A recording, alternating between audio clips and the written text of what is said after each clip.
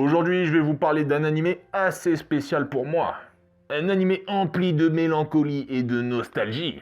Et qui m'aura arraché quelques larmounettes en me remémorant mes années passées. Si vous aussi vous avez fini l'école, cet animé est fait pour vous. Bonjour, aujourd'hui je vais vous parler de Bokutachi no Remake. Le Staff Animation. Adapté du light novel écrit par Kyonachi et dessiné par Eretto. Le character design sera confié à Kosuke Kawamura, qui a déjà œuvré sur Taimado Gakuen ou bien Mayoshiki. La structure de la série est confiée à l'auteur lui-même, et oui, les musiques sont composées par Seima Kondo et Yusuke Takeda, deux petits nouveaux. Et enfin, l'anime sera réalisé par Tomoki Kobayashi, assez connu pour Akame ga Kill. Tout ça produit par le studio Phil, lui surtout connu pour la saison 2 et 3 de Yari Oreno Seishun Love Comedy wa Machigateiru. Voilà pour le staff, scénario et personnages. On suit le quotidien de Hashiba Kyoya, 28 ans. Sa vie sera un peu morose car sa carrière au sein d'une entreprise de jeux vidéo prit fin brusquement. Et vous savez ce qui reste quand une entreprise coule? Des chômeurs, oui vous l'aviez chez vous.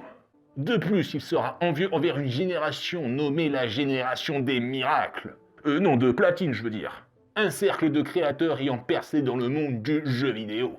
Un peu nos Yoko Taro, Kojima, Yoko Shimomura, Todd Howard, à nous oserais-je dire. Tout semble perdu pour Kyoya, un homme rempli de regrets. Mais soudainement, il se retrouve éjecté 10 ans dans le passé. Au lieu de choisir l'école de commerce, cette fois-ci, il se dirigera vers une école d'art et d'audiovisuel. Il se retrouvera mêlé à cette fameuse génération de platine. Bokutachi no Remake reprend donc un thème qui revient souvent. Le voyage dans le temps. Thème qui sera développé en cohésion avec son personnage principal, Hashiba Kyoya. Nous sommes d'accord, c'est un thème utilisé maintes et maintes fois et dont nous pouvons légitimement comparer cet animé avec Real Life par exemple. Mais mettons Real Life de côté et voyons voir ce que celui-ci a à nous proposer.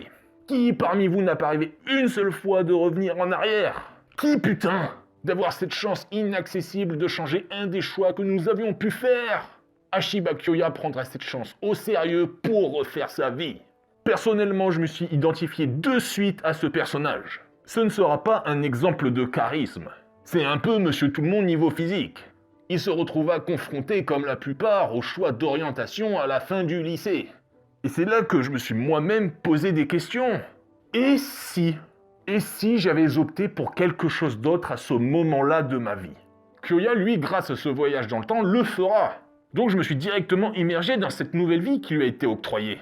Et il partagera cette nouvelle vie avec la génération de platine composée de Aki Shino, illustratrice de talent, Nanako Kogure, chanteuse qui ne se connaît pas encore, Tsurayuki Rokunji, scénariste de génie, ainsi que de Eiko Kawasegawa, future meneuse d'équipe. Ils seront tous de jeunes adultes à cette époque-là, au lieu d'avoir dans ce genre de série les traditionnels lycéens et lycéennes. Cette série aborde l'univers créatif et du multimédia, mais plus spécifiquement le jeu vidéo. La construction de ces sujets est assez réaliste et sera présentée d'une bonne manière. À travers les moments à la fac, les projets universitaires en groupe et ses contraintes, les moments P de stress lors des exposés. Toi-même tu sais. Ah putain, ça rappelle des souvenirs. Il n'y aura pas de moments over the top et complètement surréalistes lors de ces situations, hormis le concept du voyage dans le temps. Je veux dire par là que les moments tranches de vie et de la vie scolaire dénotent d'un certain réalisme très appréciable et qui aide à l'immersion. Lors du visionnage, je me revoyais à l'école. Et Kyoya, lui, mine de rien, portera un gros fardeau. L'échec n'est plus permis. Son rêve est à portée de main. Il fera tout pour faire partie de cette génération de platine dont il se liera d'amitié. Et plus si affinité. Avec ses principaux membres. L'innocente Shinoaki qui aime le dessin et qui deviendra l'illustratrice connue sous le nom de Shino Akishima. Personnage qui finira par être le plus proche de Kyoya sans trop spoiler et qui m'aura fait arracher quelques larmichettes lors d'une certaine scène. Non pas que la scène était triste en elle-même, mais c'est le dialogue, le message donné par celle-ci. Ceux qui me regardent, croyez en vous, croyez en vos projets. L'idée de ne jamais abandonner. On la retrouve dans les shonen. Dit comme ça, c'est facile, je sais. Mais ayez confiance en vous. Un homme rempli de passion réussira toujours. Je ne sais plus si c'était dans l'anime ou j'ai entendu ça. Mais essayez peut-être d'en faire un leitmotiv. Justement, enchaînons sur un personnage aimant la musique, aimant chanter. Nanako qui sera connue sous le nom de Nana, et qui illustre parfaitement ce que je viens de vous dire. Embrassez vos passions jusqu'au bout. Elle fera également partie d'un triangle amoureux, voire carré. Tsurayuki Rokuonji, qui sera connu sous le nom de Kyuichi Kawago et scénariste populaire. C'est peut-être finalement le personnage le plus complexe de tous, qui se fritera de temps à autre avec Kyoya sur des projets, et notamment celui pour lui permettre de rester à l'université. Il y a une espèce d'amitié-rivalité entre eux. Et enfin, Eiko Kawasegawa que Kyoya rencontra avant de faire le bond dans le temps. Faisant preuve de maturité et rigueur, c'est une leaduse née. C'est grâce à ses ambitions et à cette génération de platine que Kyoya évoluera en tant que personnage. Il se découvrira en tant qu'homme polyvalent, pouvant enfiler plusieurs casquettes dans des projets. Il ne tarde qu'à trouver en vous-même, chers spectateurs, ce pourquoi vous avez un talent. Une faculté cachée en vous qui n'attend qu'à être exploitée. Il n'est pas trop tard pour vous redécouvrir. Faites attention néanmoins. Kyoya, lui, malgré sa bonne volonté, finira par détruire ce qui lui est proche.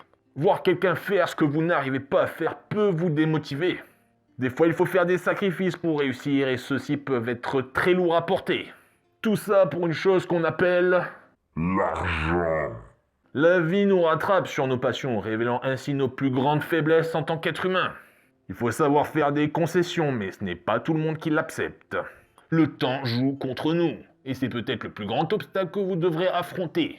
Cependant, il n'est pas honteux de demander de l'aide pour accomplir ses objectifs. Il n'est pas honteux de reprendre à zéro. Justement, lancez-vous et laissez votre empreinte dans ce monde de merde. Ah, monde de merde. Oui, j'ai beaucoup aimé les messages de l'animé. Il touche juste, il est plein de positivité et d'optimisme. Donc, moralité, allez travailler à Carrefour. Lol. Cet animé explore donc la psychologie du monde du travail, et plus particulièrement celle des artistes.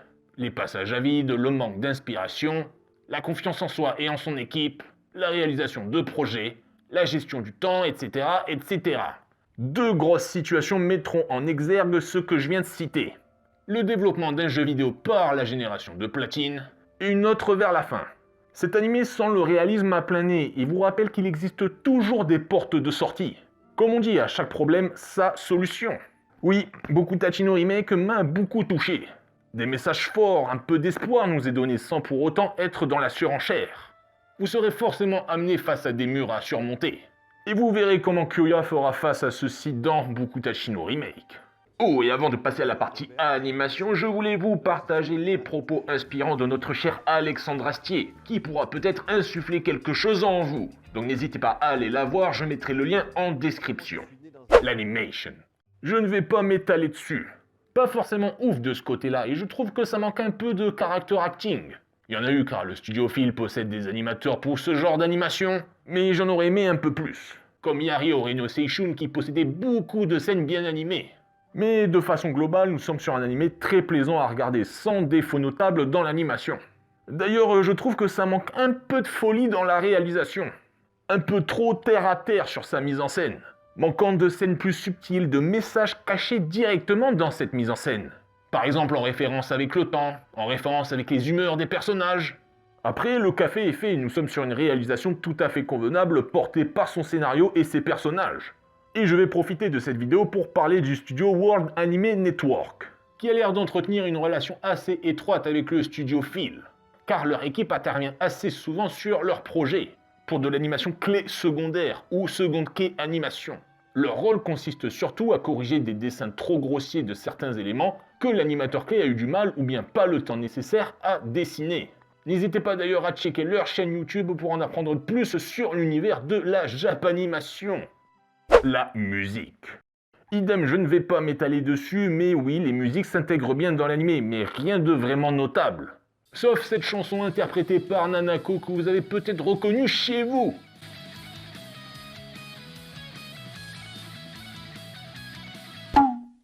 De quel autre anime est tirée cette chanson? Duo, carré ou cash? Carré Smoko s'il vous plaît.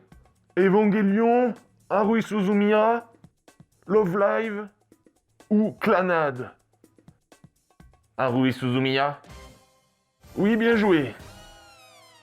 Oui, il y a une espèce de collabo entre Bokutachi no Remake et Haruhi Suzumiya.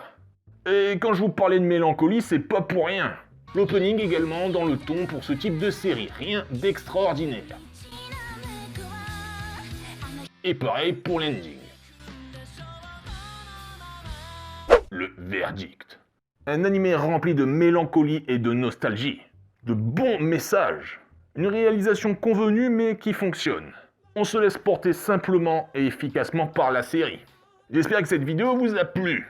N'hésitez pas à liker et à partager la vidéo. N'oubliez pas, ceci n'était que mon avis. Et l'animé est disponible chez Crunchyroll. Sur ce, je vous dis bye bye et à la prochaine. Et c'est l'heure de faire dodo et avec un peu de bol, je me réveillerai 10 ans en arrière. Héhéhé.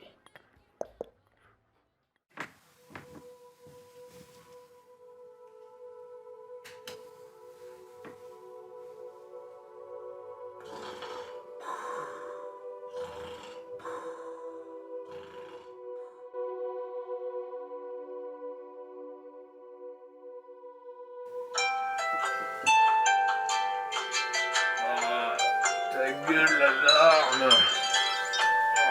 Mais dis ta gueule! Ça a toujours été mon portable, ça?